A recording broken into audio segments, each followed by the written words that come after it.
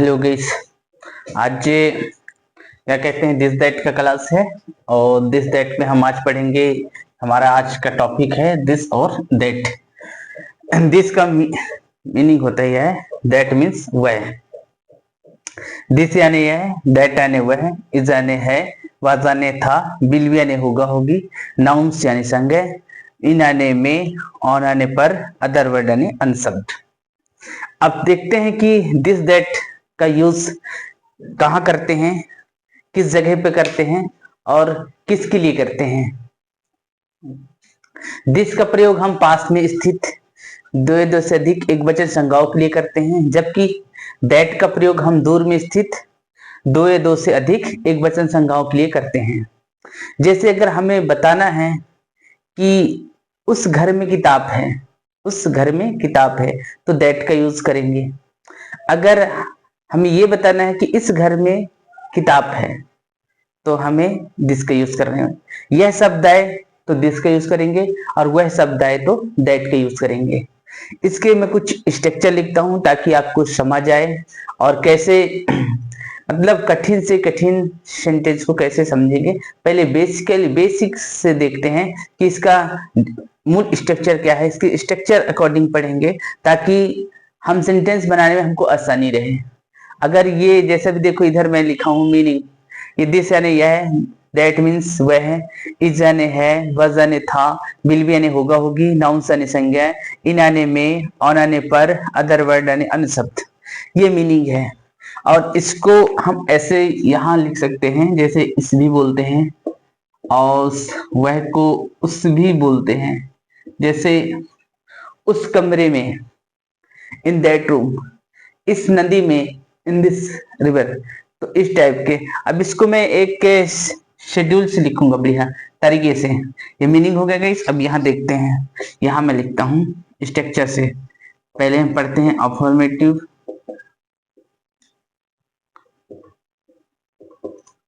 Affirmative structure. इसको हिंदी में हम बोलते हैं सकारात्मक वाक्य।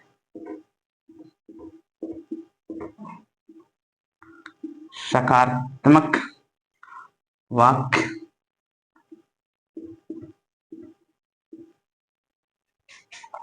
ये सकारात्मक वाक्य है।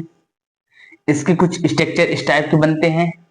जैसे सकारात्मक, इसमें हम इसके पढ़ेंगे affirmative, negative, interrogative, interronegative, double interrogative, double interronegative. तो गाइस आज मेरा दिस दैट का फर्स्ट क्लास है, इसलिए मैं अफर्मेटिव से स्टार्ट कर रहा हूँ। ये अफर्मेटिव सकारात्मक वाक्य है, साधारण सेंटेंस बनेंगे। इसमें ना तो नकारात्मक कुछ सेंटेंस बनेगा और ना ही इस सेंटेंस में कुछ पूछा जाए, ना तो नकारात्मक पूछा जाएगा कि यह घर नहीं है, ऐसा नहीं आएगा सेंटेंस। उसमें सिर्फ यह आएगा, यह किताब है, यह घर है, वह मोबाइल है, वह मेरा विद्यालय है, ऐसे सेंटेंस आएगा। और उससे नाउन, नाउन से इस ये अभी संज्ञा है, संज्ञा को हम पढ़ते हैं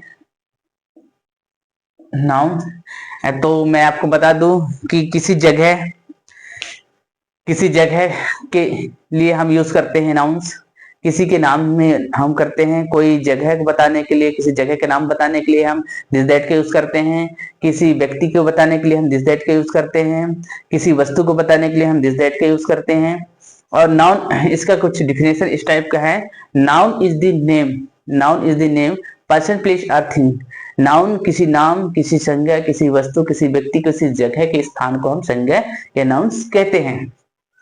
अब देखते हैं कि इसका अफर्मेटिव स्ट्रक्चर कैसे होता है। गाइस ये हमें पहले देखो, इसको मैंने क्या किया है, इसको मैंने मीनिंग रूप से लिखा है। पहले इसको मीनिंग लिखा कि दिस का मतलब यह इस होता है, दैट का मतलब वह उस होता है, इज यानी है होता है, वाज यानी था होता है, विल यानी होगा होगी होता है, नाउन्स यानी संज्ञा होता है, इन यानी में होता है, ऑन यानी पर होता है, अदर वर्ड यानी अन्य शब्द होता है। अब देखते हैं सेंटेंस कैसे बनाते हैं। अब इसके कुछ स्ट्रक्चर लिखते हैं ताकि आपको समझ आए। जिसमें लिखते हैं जैसे this oblique that place is oblique watch will be place NOUN noun plus in oblique on plus other word, इसको मैं ऐसे लिखता हूं अदर वर्ड, इसको अनसब फुल स्टॉप। अब इसमें देखते हैं कैसे लिखते हैं।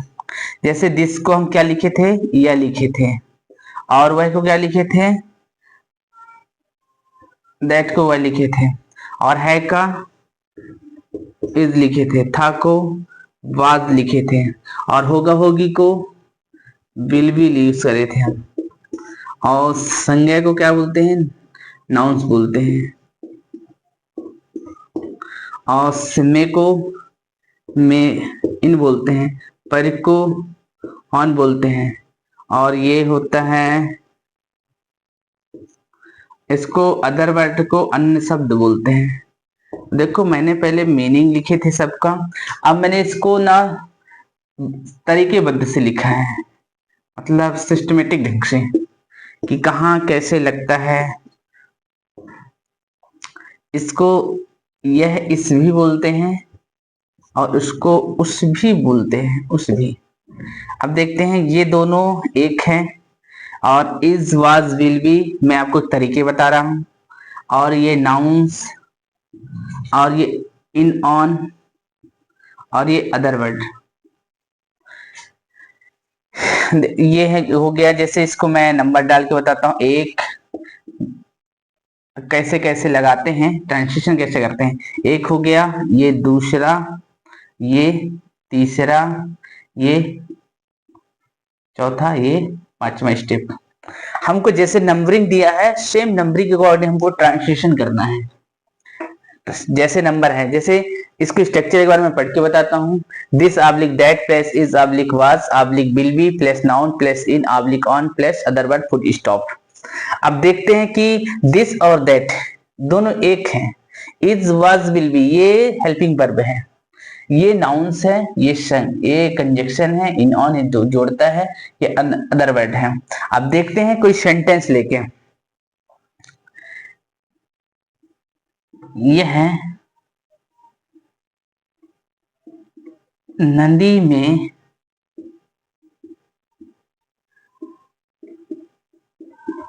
पानी था, ठीक है। यह सेंटेंस में क्या लिखा, यह नदी में पानी था। अब ट्रांसलेशन क्या करते हैं, इसको देखो कैसे ट्रांसलेशन करते हैं। मैं एक चीज आपको बता दूं कि ये पूरी लिखा हुआ है, अगर मैं ऐसे लिख दूं जैसे नदी, ये एक शब्द है, वर्ड है, इसको इंग्लिश में वर्ड बोलते हैं, एक शब्द है। लेकिन अगर पूरा एक लाइन से लिखा हुआ है, इसको हम सेंटेंस बोलते हैं, वाक्य बोलते हैं हिंदी में। तो इसको ट्रांसलेशन कैसे करते हैं, मैं एक आपको रूल्स बताता हूँ इंग्लिश में, कि हिंदी सेंटेंस को इंग्लिश में ट्रांसलेशन करने के लिए हिंदी सेंटेंस के पहले के आखिरी के पहले या दूसरे शब्द को देखा जाता है।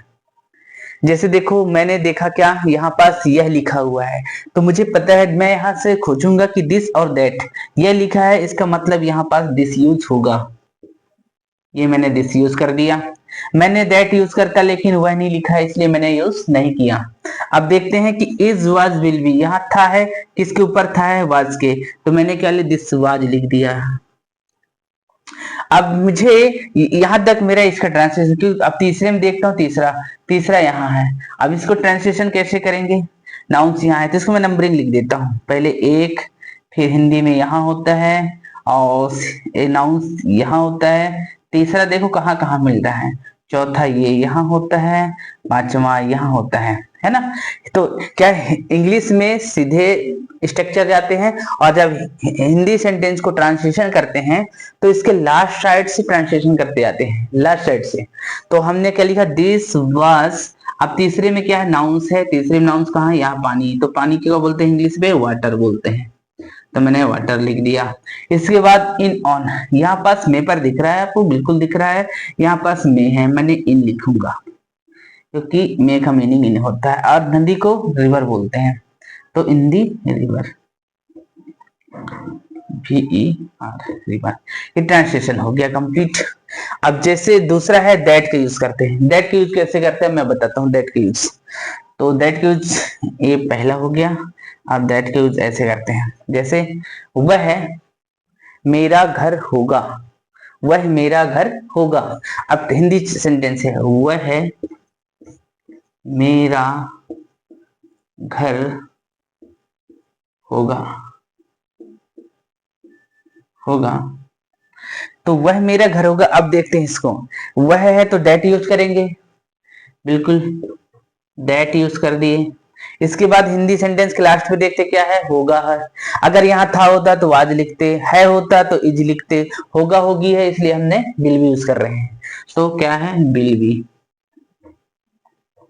Will be. इसके बाद देखते हैं नाउन्स। अब इसके क्या है, इंग्लिश के स्ट्रक्चर में देखें ऐसे जाता है और हिंदी में आता कैसे, ऐसे ये इस साइड से आता है। तो इसके बाद हेल्पिंग वर्ब लिखिए, फिर क्या, नाउन्स, घर। किसका घर है, मेरा घर है। तो पूरी ट्रांसलेशन होगा माई, ये होगा ट्रांसलेशन। अब इसमें है एक और सेंटेंस में बताता हूं, जैसे इज लगा के। जैसे तीसरा है, ये है मार्कर है ये। तो इसको क्या करेंगे, यहां पास है दिस लिखेंगे, दिस है तो इस। मार्कर को बोलते हैं MARKER, मार्कर। ये हो गया ट्रांसिशन। इस टाइप का देखो, एक बार मैं फिर रेड करके बताता हूं इसको। जैसे स्ट्रक्चर को भी पढ़ते हैं, this oblique that plus is oblique was oblique will be plus noun plus in on oblique other verb full stop. यह नदी में पानी था, this was water in the river full stop. वह मेरा घर होगा, that will be my home. यह मार्कर है, दिस इज मार्कर। यह मेरा भाई है, दिस इज माई ब्रदर। वह रामनगर था, दैट विल बी रामनगर। वह सुनहरा मौका था, दिस वाज गोल्डन चांस। तो इस टाइप का गाइस सेंटेंस हमारा बनता है दिस दैट पे। और ये अफर्मेटिव सेंटेंस था, इसलिए मैंने आपको 3 सेंटेंस, एक तो 1 2 3 मैंने दिस में भी प्रयोग करके बताया आपको, मैंने दैट का भी प्रयोग करके मैंने आपको बताया, और मैंने यह का प्रयोग करके भी बताया। हेल्पिंग वर्ब मैंने एक बार था कर लिया था, एक बार होगा लिया है, एक बार है कर लिया है। ये गाइस अफर्मेटिव स्ट्रक्चर है। अब हम पढ़ेंगे इसके बाद निगेटिव। देखते हैं निगेटिव में क्या चेंजेस होती है, ठीक है। तो इसको मैं अब डिलीट कर रहा हूं, ठीक है, इसको रिमूव कर देंगे। इसके बाद हम पढ़ेंगे निगेटिव स्ट्रक्चर। देखते हैं निगेटिव स्ट्रक्चर में क्या क्या आती है, क्या बदलाव आती है, क्या बदलाव उसमें अन दिखता है जो अफर्मेटिव सेंटेंस की तुलना में। ठीक है, तो आज की क्लास हम पढ़ रहे हैं अफर्मेटिव। Thank you.